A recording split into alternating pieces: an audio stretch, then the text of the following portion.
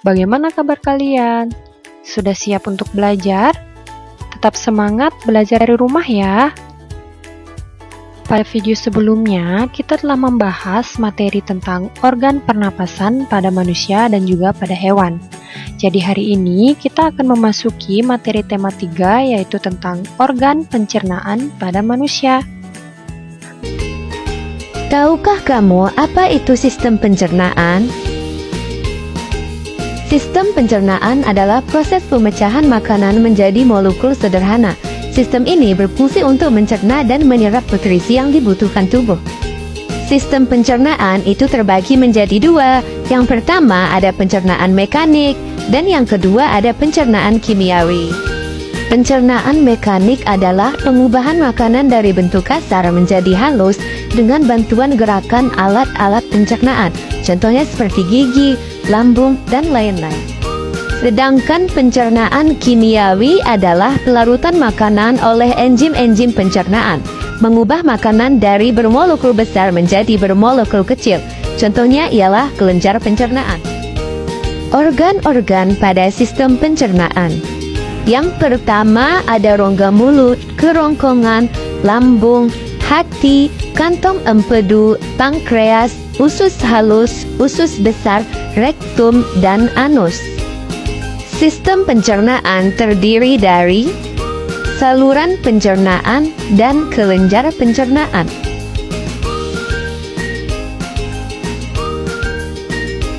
Selanjutnya, kita akan membahas proses dari sistem pencernaan satu persatu. Yang pertama ada rongga mulut. Mulut adalah tempat masuknya makanan dan dimulainya proses pencernaan mekanik dan kimiawi. Makanan tersebut akan dikunyah menjadi potongan-potongan kecil dan dicampur dengan air liur yang mengandung enzim amilase.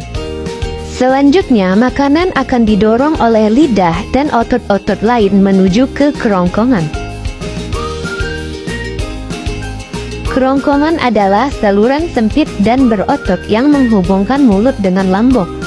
Di dalam kerongkongan terjadi gerak peristaltik, yaitu gerak kontraksi dan relaksasi otot polos yang mendorong makanan menuju lambung.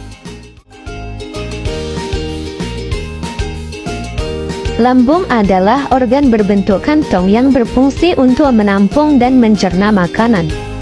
Berikut ini bagian-bagian lambung pada manusia. Yang pertama ada kardiak, yaitu bagian lambung yang berhubungan dengan esofagus. Yang kedua ada fundus, berbentuk seperti kubah letaknya di atas badan lambung. Yang ketiga ada pilorus, yaitu terowongan yang menghubungkan lambung dengan usus halus. Yang keempat ada rugae, yaitu membran mukosa berbentuk lekuk-lekuk yang berfungsi melindungi dinding lambung dari abrasi asam lambung. Lambung juga mempunyai otot sphincter atas dan sphincter bawah. Otot sphincter atas berfungsi untuk mencegah makanan dari lambung kembali ke kerongkongan. Sedangkan sphincter bawah berfungsi untuk mencegah makanan dari lambung sembarangan masuk ke usus halus. Di dalam lambung terjadi pencernaan mekanik dan kimiawi. Pencernaan mekanis terjadi karena adanya gerakan peristaltik akibat kontraksi otot lambung yang mengakibatkan makanan tercampur dan teraduk menjadi bubur. Sedangkan pencernaan kimiawi terjadi dengan bantuan getah lambung yang dihasilkan oleh kelenjar yang terletak di dinding lambung di bawah fundus. Berikut ini zat-zat pada getah lambung. Yang pertama ada asam lambung atau HCl, yang kedua enzim pepsin, yang ketiga enzim renin, dan yang keempat ada hormon gastrin.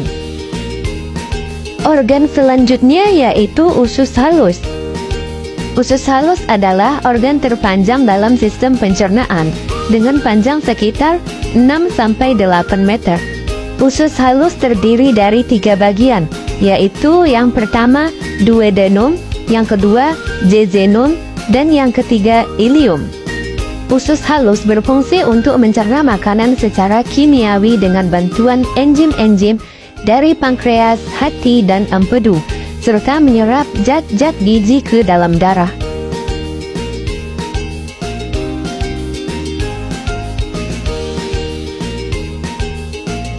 Selanjutnya, usus besar atau kolon. Sisa makanan yang tidak tercerna dan tidak terserap oleh usus halus akan masuk ke usus besar. Usus besar terdiri dari 3 bagian, yaitu sekum, kolon, dan rektum. Di usus besar terjadi penyerapan air dan garam mineral dari sisa makanan. Sisa dari makanan tersebut disebut dengan feses. Kemudian yang terakhir adalah anus. Bagian akhir usus besar disebut dengan rektum, dan di sini tidak lagi terjadi penyerapan air. Rektum dapat berkontraksi sehingga menimbulkan defekasi. Defekasi adalah proses pengeluaran zat sisa pencernaan melalui anus. Kontraksi rektum dapat menyebabkan refleks gastrokolik yang dapat dilakukan secara sadar, dan otot pencernaan akan berkontraksi sehingga feses terdorong keluar. Siapa di sini yang suka makan?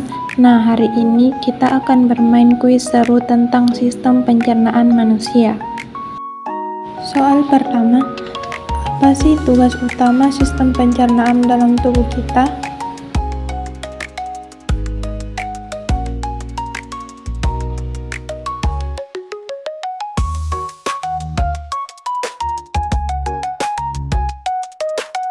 Kedua, proses pertama dalam sistem pencernaan terjadi di mana?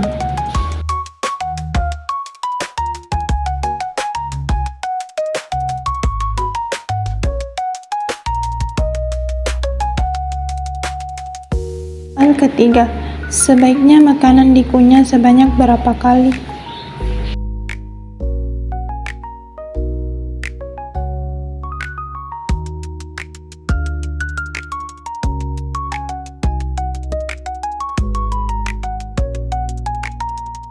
Empat, apa nama organ yang menghubungkan mulut dengan lambung?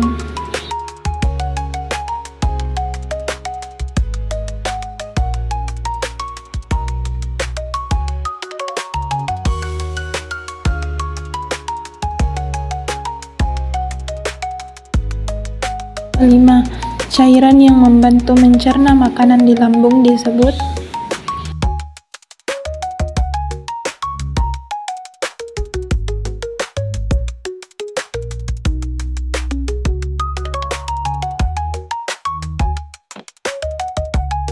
Kalian luar biasa dalam menjawab pertanyaan tentang sistem pencernaan manusia. Ingat, tubuh kita adalah mesin hebat yang perlu dirawat dengan makan makanan bergizi dan seimbang. Sampai jumpa.